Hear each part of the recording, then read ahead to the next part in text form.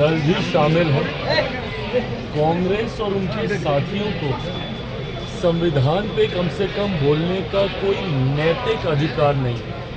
क्यों नहीं है उसका कारण भी, ये वही कांग्रेस है जिन्होंने सही मायनों में सन 75 में आपातकाल लगाकर संविधान की हत्या करने का काम किया। देश में अगर कभी समय के किसी कालखंड में अगर लोकतंत्र की हत्या की गई तो वो सन 75 में आपातकाल लगाकर कांग्रेस की ही सरकार के द्वारा की गई। दूसरा कारण, आज जब मेरे प्रधानमंत्री आदरणीय नरेंद्र मोदी जी ने जिस तरीके से बाबा साहेब को सम्मान देने का काम किया, उनसे जुड़े हुए जितने भी स्थल थे जहां उन्होंने शिक्षा हासिल की, लंदन में हो या जहां उन्होंने नागपुर में दीक्षा हासिल की, वो दीक्षा भूमि हो, या महाराष्ट्र मुंबई में चैत्य भूमि हो, या दिल्ली में जहां वो रहते थे वो हो,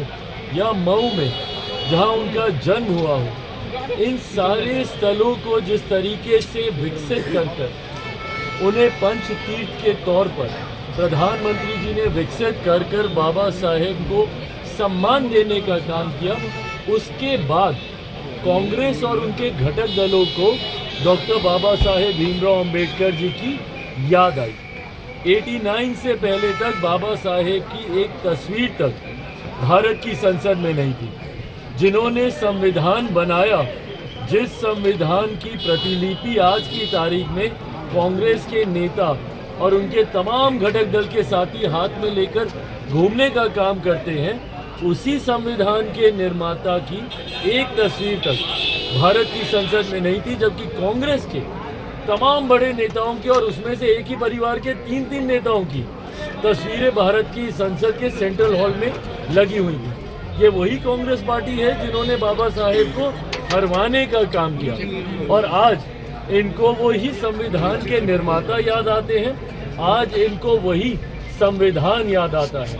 हकीकत है सिर्फ झूठ बोलना इनका काम है। लोकसभा चुनाव में भी इन्होंने झूठ बोला कि अगर नरेंद्र मोदी जी तीसरी बार देश के प्रधानमंत्री बनेंगे तो संविधान की हत्या हो जाएगी, आरक्षण खत्म कर दिया जाएगा, लोकतंत्र समाप्त कर दिया जाएगा। आज लगभग 6 महीने होने को आए। बताएं किसका आरक्षण छीन लिया गया, कहाँ का संविधान खत्म कर दिया गया, या कौन से लोकतंत्र की हत्या कर दी गई।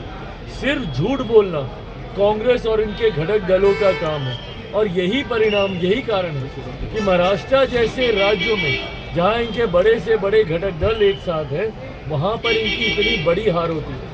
हरियाणा जैसे राज्यों में जहां एक तरफा इनको समर्थन मिलना चाहिए था, वहां इनकी बड़ी हार होती है। क्यों?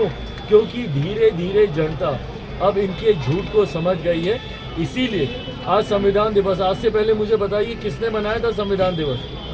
जब तक नरेंद्र मोदी जी की केंद्र में सरकार नहीं आई थी, 26 नवंबर को कोई याद भी नहीं करता था, कोई जानता भी नहीं। संविधान दिवस मनाना तो बहुत दूर की बात है, इन्होंने कभी इस दिवस का जिक्र तक नहीं किया।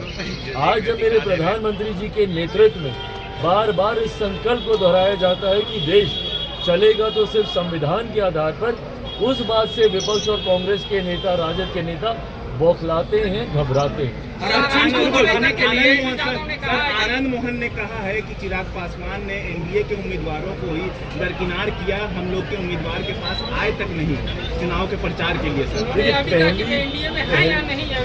पहली बात तो